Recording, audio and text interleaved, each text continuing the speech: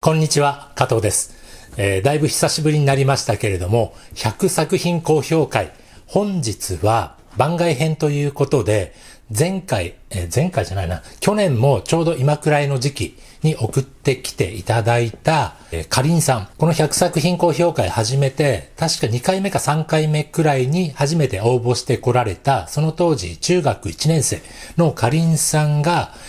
中学2年になった時点で、また同じモチーフを今年も描きました。ということで、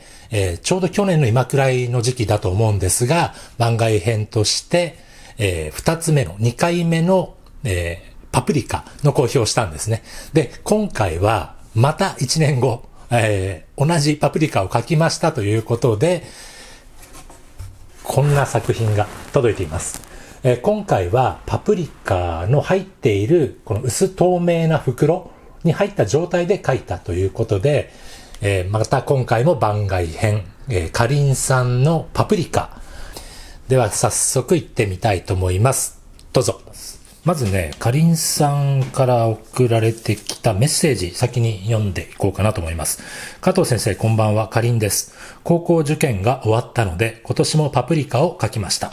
今年のパプリカは袋に入ったまま描きました。去年の反省点を生かして、パプリカ本体は B 系で、袋は H 系で描きました。袋のまま描いた理由ですが、はじめは袋を破いてそのまま描こうと思っていました。でも、向きを決めている時に袋のままの方が面白いと思いました。去年より難しいことにチャレンジしようと思い、袋のまま描くことにしました。制作時間は4時間。今まで描いたのと同じ丸マンのスケッチブックに描きました。描いてみて、袋に入ったものを描くのは今回が初めてだったので、透明感を出すのが難しかったです。特にヘタのところは、この辺ですかね。フィルムがギュッと寄っていて、光の加減でフィルムの向こう側のヘタが見えるような、見えないような感じだったので、うまく描けませんでした。難しいところですね。あと、テープからフィルムの切り口、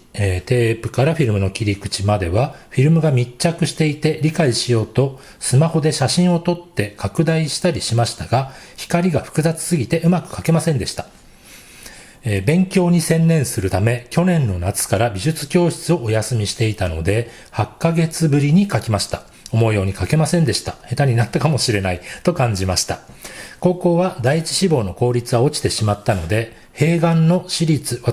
に行くことにしました。1年の時にお話しした美術科がある私立高校とは別の普通科の、私立の高校です。大学は国公立の美術大学に行きたいと思っています。また、どんな学校があるのかよくわからないので、高校に入ったら決めたいです。よろしくお願いします。パプリカは、書いた後片付けてしまったので、フィルムのシワが変わってしまいました。ということで、モチーフの写真も送っていただいたんですが、これがモチーフ写真ですね。これは、絵を描き終わってから、一回しまってからもう一回モチーフ写真を撮ったので、シワが変わっていると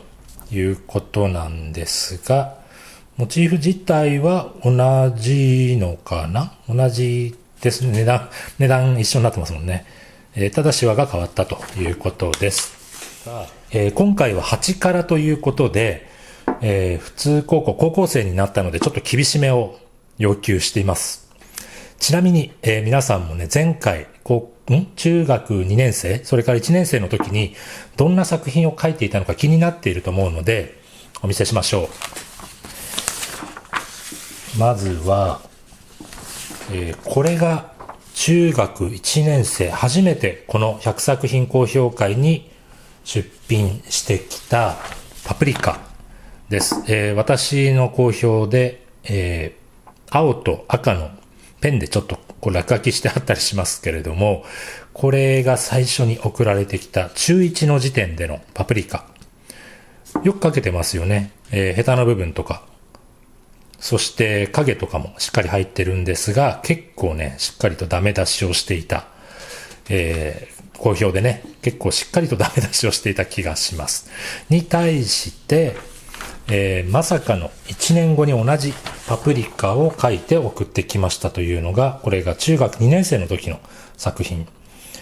このね、サイズが大きくなってるのは、ちょっと拡大はしてるんですけれども、実際ね、紙の大きさに対して気持ち大きく書かれていました。ここでね、ちょっと自信がついてきたというか、デッサンに慣れてきたのかなという感じがしていたんですが、これが去年のちょうど今頃の作品になります。そして今回、また1年後、中学3年生受験が終わって書きました。4時間で書きましたという作品がこの作品という変遷ですね。これが去年、一昨年という感じです。はい。見ていきましょうね。まず今回根本的に違うのが、この透明なフィルムに囲われているっていうところで、パプリカそのものの公表とはまたちょっと違った視点でね、公表していくことになるかなと思うんですが、まず第一印象からいきましょ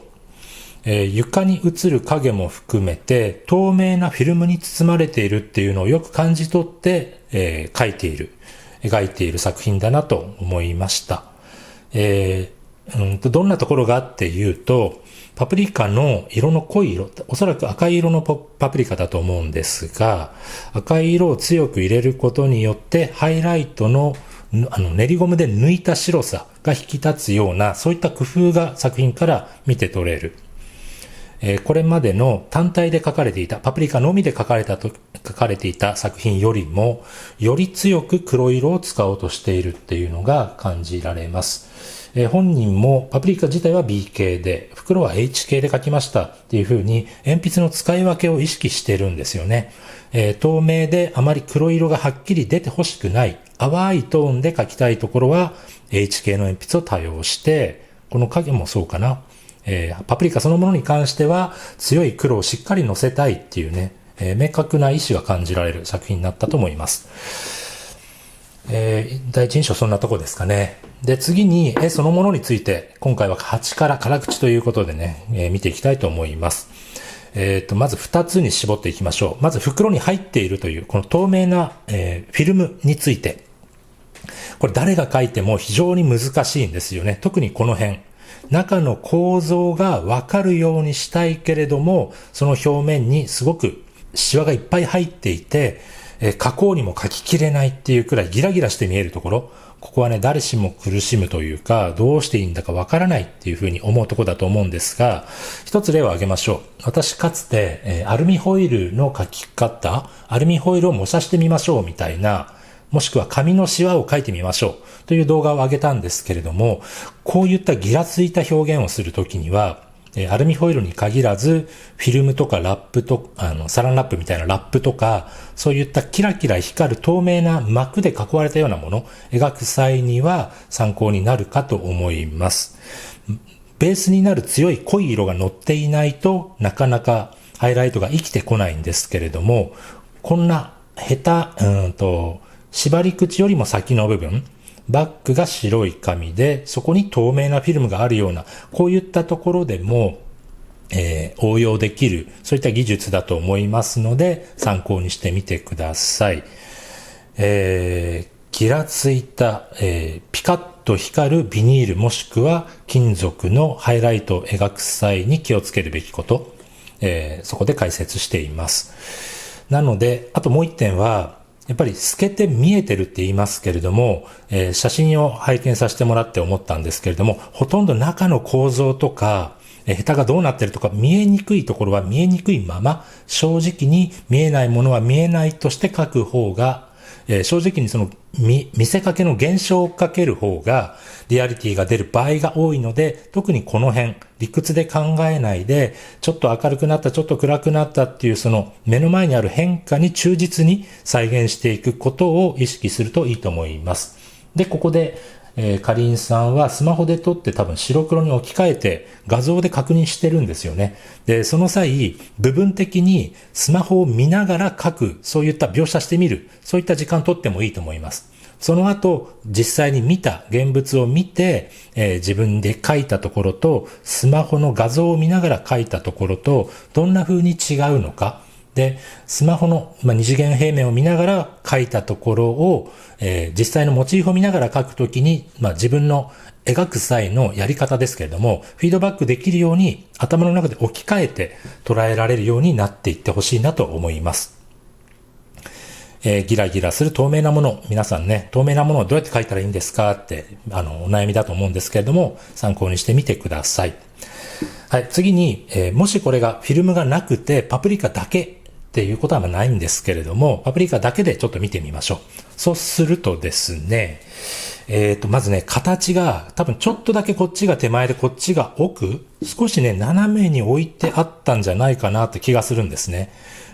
このパプリカそのものを見ると、真横から描かれているような感じがするんですけど、